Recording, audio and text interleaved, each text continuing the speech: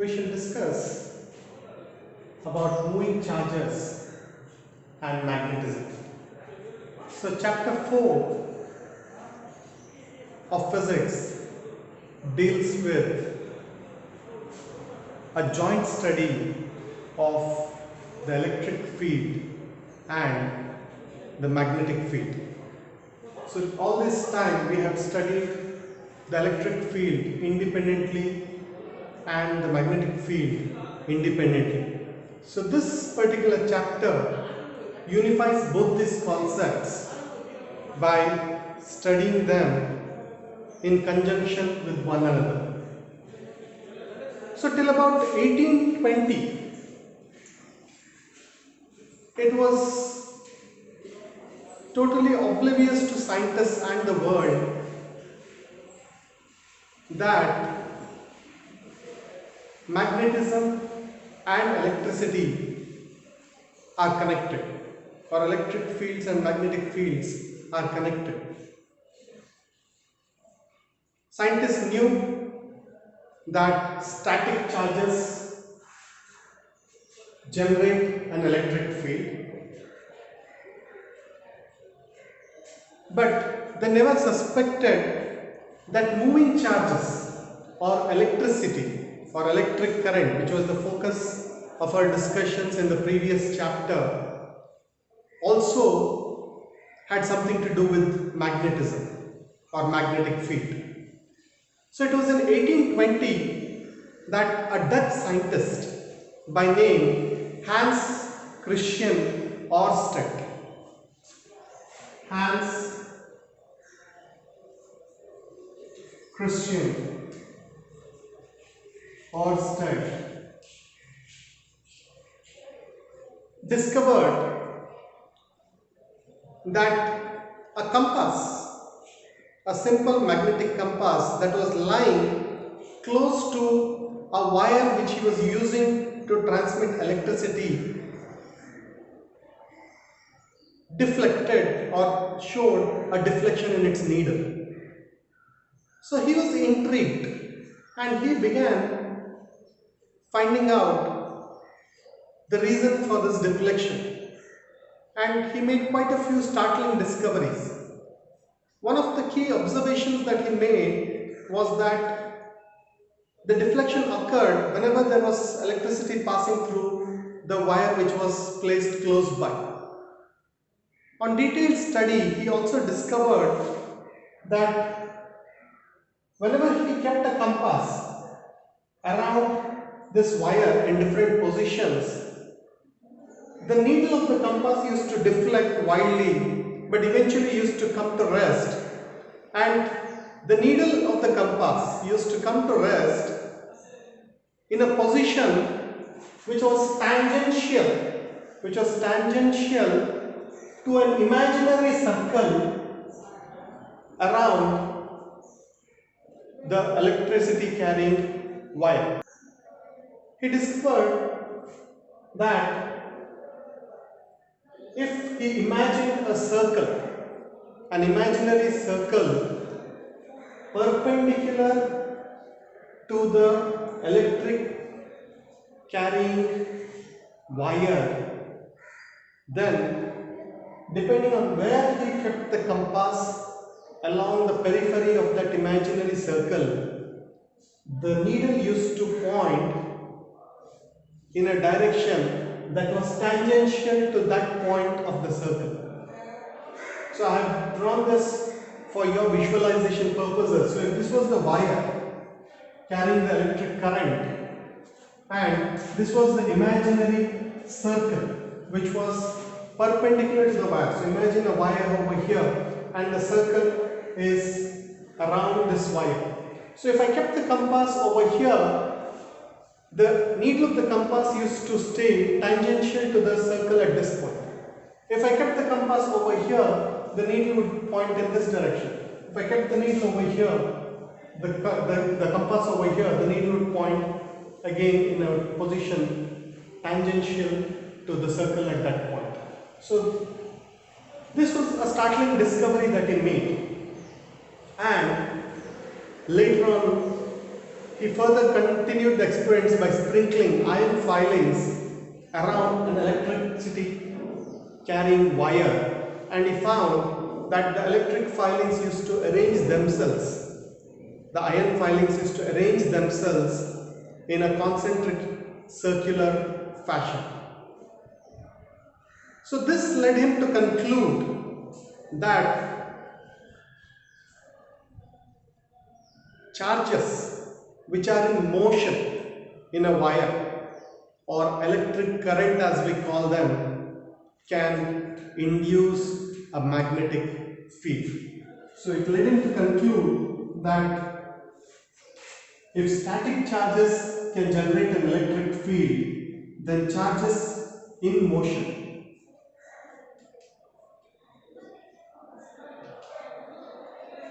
can generate a magnetic field.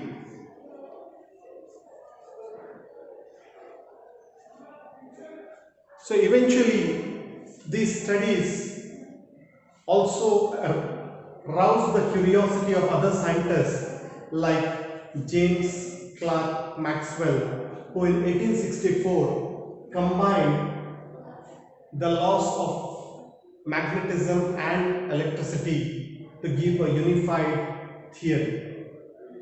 And he also went on to project some of the simple rules that we use even today to understand the concept of a magnetic field generated by electricity. So one of the most famous rules that you might have studied in your class 10th is the right hand thumb rule by James Clerk Maxwell. So the right hand thumb rule is applicable to a current carrying conductor. So if you wrap your right hand around the current carrying conductor such that your thumb points in the direction of the current, then your four fingers, the direction of your four fingers indicate the direction of the magnetic field that is being generated. So in this case, if electricity is flowing from the bottom upwards, then my right hand thumb rule clearly says that the magnetic field that's generated due to the electric current is in an anti-clockwise direction when seen from the top. So let's use this session to quickly recap what we have learned so far on electric fields and magnetic fields. So electric fields is something we have studied in quite a bit of detail in the first two chapters, and to a fair extent even in the third chapter. And magnetic field is something that we have touched upon back in class 10. Now let's quickly recall what we learned. So electric field, what does it occur due to? So electric field occurs due to the presence of charges or electrostatic forces.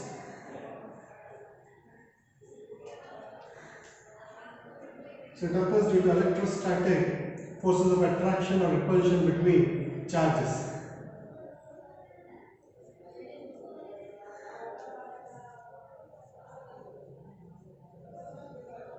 And what does a magnetic field occur due to? A magnetic field occurs due to the presence of moving charges in a conductor. So it occurs due to the presence of moving charges in a conductor.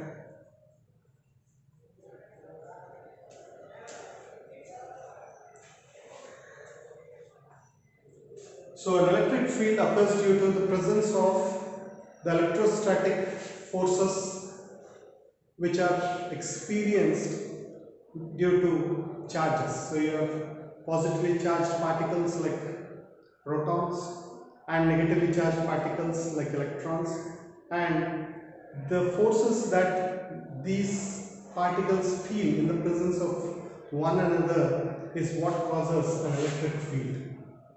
Now when the same charges move through a conductor, then they create a magnetic field. They induce a magnetic field. So how does attraction or repulsion occur in these two cases? So we have studied that in the case of electrostatic field, you have an electron and electron, they always repel, or a proton and a proton repel. So like charges repel, and unlike charges, that is an electron and a proton, they attract.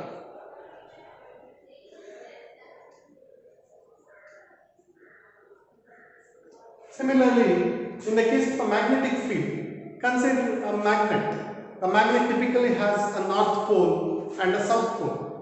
So there too you have something similar to what we just met here, which is like poles repel. That is, a north and a north pole, they repel each other, and south and a south repel each other. Whereas unlike poles, a north and a south, they attract.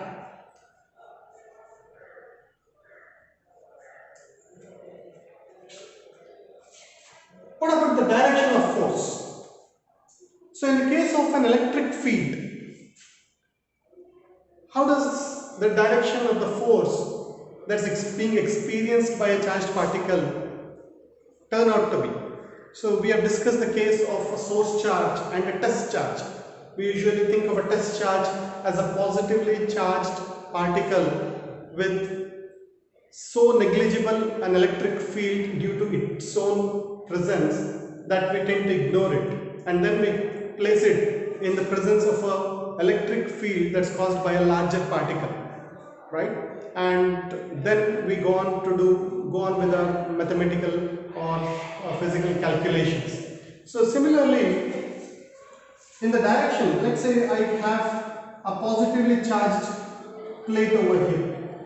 I keep a plate that's positively charged, and I keep a plate that's negatively charged. I keep them parallel to each other. Now if I introduce an electron over here, what do you think is going to happen?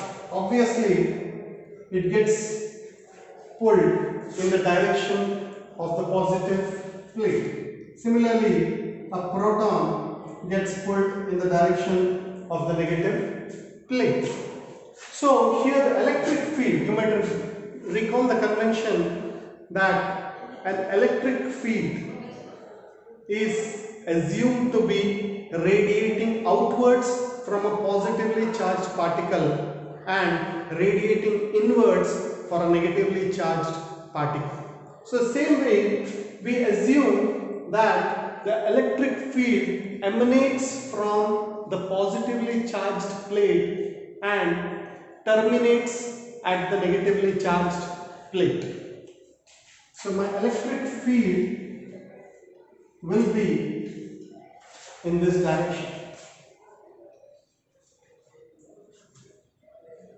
which means the force, the direction of the force being felt by the particles is parallel to the direction of the electric field. The electric field is in this direction, and the force felt by either a proton, which is in this direction, or in the case of an electron, which is in the opposite direction, the force being felt is parallel to the direction of the electric field. So then what is the case for a magnetic field? What will happen over here? So let's consider a similar kind of a setup over here, wherein I keep, let's say, a north pole over here and a south pole over here. Now, again, you might recall the convention that magnetic field lines emerge from the north pole and terminate at the south pole. They emerge from the North Pole and they terminate at the South Pole. So the direction of the magnetic field lines is from the top to the bottom. So this is my magnetic field, which is typically represented by capital letter B. Now suppose a charged particle, a positively charged particle enters this field in a direction perpendicular to this magnetic field. So the North Pole is over here, the South Pole is over here. So the magnetic field lines are flowing in this direction. And there is an electron that's entering between the two poles in a direction perpendicular to the field, magnetic field lines. So it's entering the field over here with a velocity, let's say v. Then in which direction is the force felt? So for this, you need to go back and recall from your class 10 that this particular force being felt by a charged particle in a magnetic field is typically given by Fleming's left hand rule. So what does the Fleming's left hand rule state? If you keep the three fingers of your left hand in such a way that the three fingers are mutually perpendicular to each other, then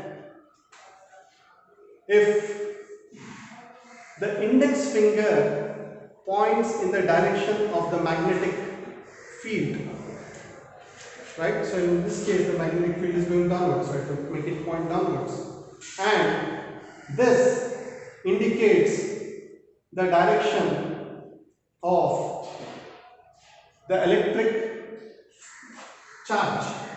So electric charge is going this way.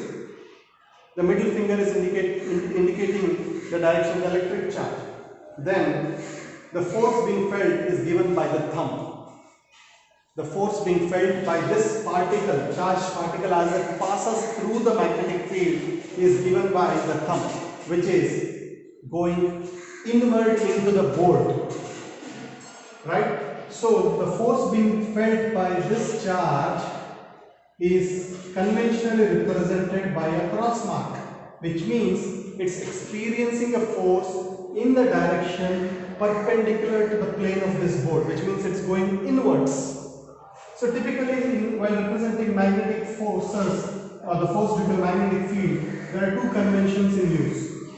If it is across, it means that the force being felt is inward or going inward. Think of it as you seeing the back of an arrow. So you are seeing the shaft of an arrow and it's poking into the blackboard. And if the force is being felt in a direction such that it is coming out of the board, out of the blackboard, then it's represented as a dot. So this you can visualize as you standing over here and looking at an arrow that's coming out of the board. You are just seeing the tip of that. So this is one way of remembering these conventions. So this is force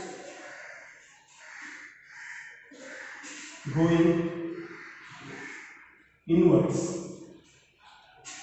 and this is outwards.